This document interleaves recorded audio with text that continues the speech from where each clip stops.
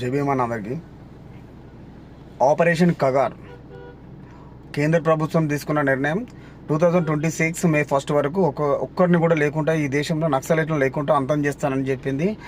ఆ దిశగా అమిత్ షా కానీ మోడీ సార్ కానీ ఈ కేంద్ర బలగాలు కానీ బ్లాక్ కమాండర్స్ కానీ సిఆర్పిఎఫ్ బలగాలు కానీ నక్సలైట్లను ఏరివేస్తున్నారు. ఓకే, ఇది ప్రజలకు వ్యతిరేకంగా ఉన్నా సరే మీరు మీ యొక్క నిర్ణయాన్ని మార్చుకోకుండా ముందడుగేస్తున్నారు, బాగుంది. ఇది ఏంటిది? మీరు చెప్తున్న నినాదం ఏంటిది? ఈ దేశంలో పీడిత వర్గాలు గిరిజనులు అభివృద్ధికి నోచుకోలేకుండా వాళ్ళు అభివృద్ధికి అది ఇది వెనకబడి ఉన్నారు, వాళ్ళని అభివృద్ధి చేద్దామని చెప్పేసి మీరు అనుకుంటున్నారు. కానీ ప్రజలు ఏమనుకుంటున్నారు అంటే మీరు దోసుకు తినడానికి చేస్తున్నారు దాన్ని వాళ్ళు అంటున్నారు. ఓకే సార్, మీది ఏదేమైనప్పటికీ నా ఒక సూటి ప్రశ్న సార్ ఒకటి. మీరు ఇప్పుడు ఆపరేషన్ కగార్ను 2026 మార్చి 1 వరకు అంతం చేస్తానని టార్గెట్ చేశారు కదా.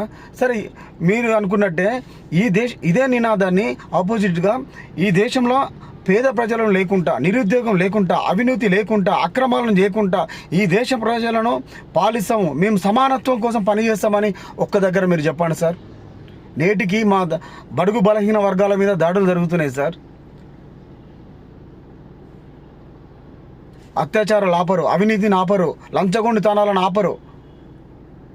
ఈ దేశద్రోహం కేసులు ఎవరి మీద పెట్టాలి సార్? కేసుల మీద ఈ దేశాన్ని దోసుకొని వచ్చి బయట దేశాలకు పారిపోతున్న వాళ్ళ మీదే కదా దేశద్రోహ కేసులు పెట్టాల్సింది. బ్లాక్ మనీ దాచుకొని సీజర్ బ్యాంకులలో దాచుకొని బయటికి వెళ్ళిపోతున్న వాళ్ళ పేరు చెప్పి కదా మీరు అధికారంలోకి వచ్చింది. ఒక్కొక్కరి అకౌంట్లో 15 లక్షలు వేస్తానని చెప్పి మిమ్మల్ని భారతదేశాన్ని అభివృద్ధి చేస్తానని. నేటి ప్రజలు ఇప్పటికీ తినే తిండి మీద, తాగే నీళ్ళ మీద జిఎస్టీ కట్టి ఒక్కొక్కరికి నెలకు 50,000 సంపాదించుకునే అది ఉద్యోగి కూడా నెల వచ్చేసరికి రూపాయి మిగలకుండా అవుతుంది సార్. మీరు చేస్తున్న పనికి అన్ని రేట్లు పెరిగి అభివృద్ధి అంటే ఎక్కడ అభివృద్ధి అవుతుంది సార్? గిరిజన ప్రజలను అభివృద్ధి చేస్తా అంటున్నారు, సంతోషం. మరి ఇక్కడ ఈ సిటీలో హైదరాబాద్ నగరంలో సరూర్ నగర్లో గవర్నమెంట్ డిగ్రీ కాలేజీ ఒకటి, ఇంటర్మీడియట్ కాలేజ్ ఒకటి, 400 మంది స్ట్రెంత్ ఉన్న కాలేజీలలో 2 బాత్రూమ్లు ఉన్నాయి సార్. ఇది కంప్లైంట్ చేసిన వాడు దేశద్రోహి ఎట్లా వస్తాడు? మత విద్రోహి ఎట్లయితాడు? మతం గురించి మాట్లాడుతుంటాడు, మా పిల్లల భవిష్యత్తు గురించి కదా. ఏం మాట్లాడతారు సార్? అర్థం కాదు. సిగ్గుశరం ఉండాలి ఇంతనన్నా.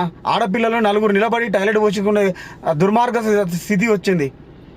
ఇది కదా అభివృద్ధి చేయాల్సింది. వాళ్ళని చంపుడు వీళ్ళని చంపుడు కాదు, మత విద్వేషాలను రెచ్చగొట్టుడు కాదు.